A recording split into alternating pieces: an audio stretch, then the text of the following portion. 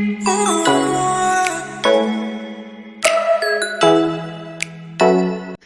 welcome back to another wonderful class. In our previous class, we learned about the area of solid shapes where we considered cylinders and cones.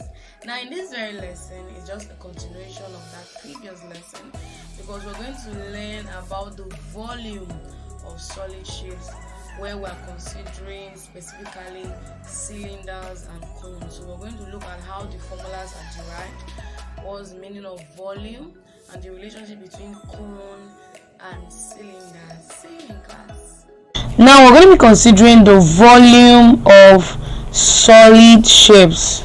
Now there are a lot of solid shapes. We have cylinder, cone, rectangle, sphere, pyramid, cube, and all of that. But in this very topic, we're going to just be considering cylinders and cone as our case study.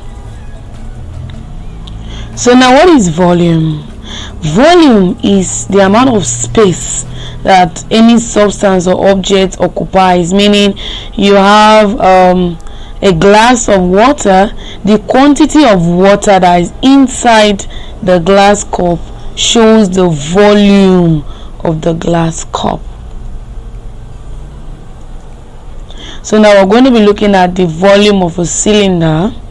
Okay, so now this is a cylinder, and we have the base and also the top of it, where both of them are circular. So you have the volume is equal to the base times height. Okay, and the area of the base is pi r square. Okay, so you just know that when you want to get volume, you get area times height. Okay, and a cylinder is actually like all the circular surfaces going up to have a specific height. So now the volume, the formula of the volume of a cylinder is pi r square h. Please take note of that. It is what? Pi r square h, where the pi r square is the area of the base times the height. So that's why we say the volume is equal to what? The base times height. So now let's take an example. Okay, so the tank on a petrol lorry is a cylinder 2 meter in diameter and 7 meter long. The first question says calculate its volume in meter cube, and the second one says find its capacity in kiloliters, and they say that you take pi is equal to 22 over 7. Now one of the things you take note here is that you are given diameter instead of radius. Now there's always a way to get that, right?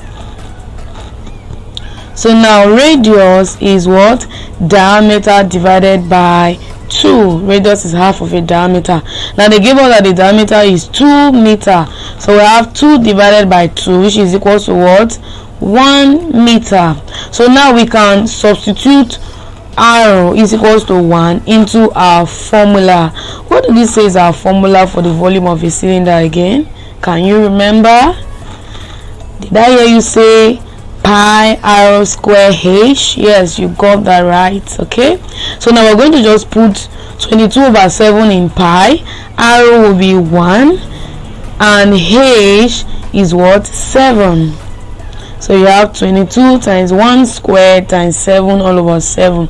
Now the 7 can cancel 7, okay? And 1 square is 1. So 1 times 22 is the same thing as 22. So we have 22 meter cube.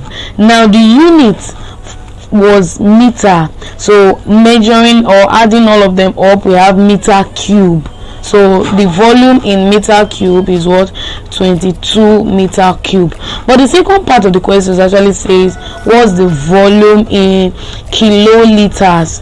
Now you need to take note that 1 meter cube is equal to 1000 liters. 1 meter cube is equal to 1000 liters, and 1000 represents kilo. So therefore 1 meter cube is equal to 1 kiloliter. So if 1 meter cube is equals to 1 kiloliter, what would be the value of 22 meter cube in kiloliter? Did I hear you say 22 kiloliter? Yes, because 22 times 1 is 22. So the value is the same thing, 22 kiloliter. I hope you got that. So now we're going to take another example on the volume of a cylinder. 99 liters of oil are poured into a cylindrical drum 60 centimeter in diameter. How deep is the oil in the drum? Take pi is equals to 22/7. Now what do you think they actually want us to look for? How deep is the oil? How deep is the oil in the drum? Are you thinking with me? Okay, now they want us to look for the depth is the same thing as the height. Okay, so how deep is the oil in the drum is not different from the height. So now we're going to solve this. We're also given diameter, so we're going to know, we already know that radius is equal to diameter divided by 2. So we have 60 divided by 2, which is equals to what? 30 centimeter. Okay, now we already know that the volume is equals to pi r square h. You should have gotten used to the formula by now. Pi r square h. Now we are given volume. We know pi, which is 22/7. R, which is the radius, is 30 cm. So what we are looking for is h. So what we have to do is substitute the values of all the given things and then look for h by making h subject of formula. But the first thing you must always take note of is we're given volume in liters. We're given volume in liters, and the other one is the radius is in centimeter. So 1 liter is equal to 1000 cm cube. 1 liter is equal to 1000 cm cube. So you need to convert the liters to centimeter cube so that they should be in the same unit. Okay, since I have centimeter in centimeter cube, the height will still be in centimeter. Okay, so the 99 liters converted to centimeter cube will be 99 times 1000. Okay, so we're going to substitute. So I have volume 99 times 1000. In place of pi we have 22/7, and in place of radius we have 30 squared, then times h. Now if I want to look for h, what do you think I should do next? Did I hear you say cross multiply?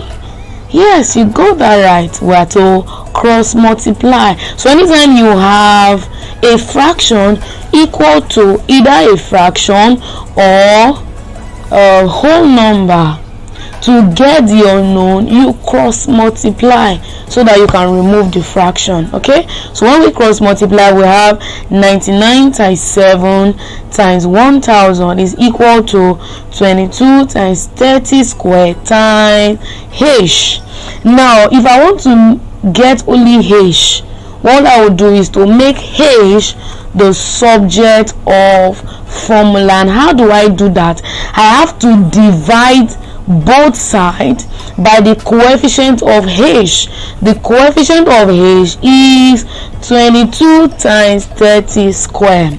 So when I divide both, I'm going to have this 99 times 1000 times 7 all over 22 times 30 square. Now when you see something like this, don't just run off to use a calculator and like, where's my calculator, let me so large. No, you can break it down individually. Look at what can go into at least 2. Now if you can look closely, 99 and 22, something is common, which is 11. So 11 can divide 99 and 11 can divide 22. So we're going to divide those two. So 99 divided 11 is 9 and 99 divided 22 is 2. Okay, so we have broken that down, and the 30 square is 30 times 30. Another thing that can go is 3. 3 can go into 9, 3 can go into 30. Okay, so we're going to, because we have 9 and we have 30 times 30, so we'll use 3 to divide both of them. Okay, so we're going to divide it twice. So I have the 3 into 2 place will cancel the 9, so I have 7 times 1000 in my numerator, and in my denominator I have 2 times 10 times 10, because 3 into 30 is 10, 3 into the next 30 is what? 10. Now look at the zeros, they are very glaring. The zeros can cancel what? 0. So 1 0 will cancel one of the zeros, and the other 0 will cancel the other 0. So what we will have is 7 times 10, which is 70, divided by 2. That's the only thing remaining in the denominator. So you see, it's very simple. 70 divided by 2 is what? 35 cm. So therefore the depth of the cylinder, or how deep the cylinder is what? 35 centimeter. I hope that is very, very clear. So now we're going to be looking at another solid shape, which is what? A cone. Now there's something very interesting about a cone and a cylinder. Okay, now this is a cone. The topmost is called the apex, and the bottom is what called the base. Now please look at this very carefully. I have a cone and a cylinder of the same height. Look at that. If you pour, it will cover the first one. You have to put another one again. Let's say you have liquid, you have to put the third one again before it will fill the cylinder. So it will take three cones, okay, having the same height of a cylinder to fill a cylinder of the same height. A cone, 3 of it, it will take 3 of it to fill a cylinder of the. So volume of the cone is equals to what? 1 over 3 pi r square h. You know that pi r square h is the volume of the cylinder, right? So you have 1 over 3 of it, where r is equals to radius, and where h is equals to what? The height of the cone. Example 1. So we have a cone has a base radius of 13 cm and a height of 6 cm. What is its volume? We already know the formula is equal to what? Did I hear you say 1 over 3 pi r square h? Yeah, you got that right. So what we're going to do is substitute the values of r and the values of h, and we're going to leave pi. Our answer will be in respect of pi. So we have pi times 1 over 3 times 13 square times 6. Now 3 can go into 6 too. So we have 169, which is the value of 13 square. That is 13 times 13. Then times 2 pi. 169 times 2 pi is equals to what? 338 pi cm cube. Because the radius and height is in cm, so our volume will be in cm cube. If I want to convert this to liters, what am I supposed to do? Did I hear you say divide by 1000?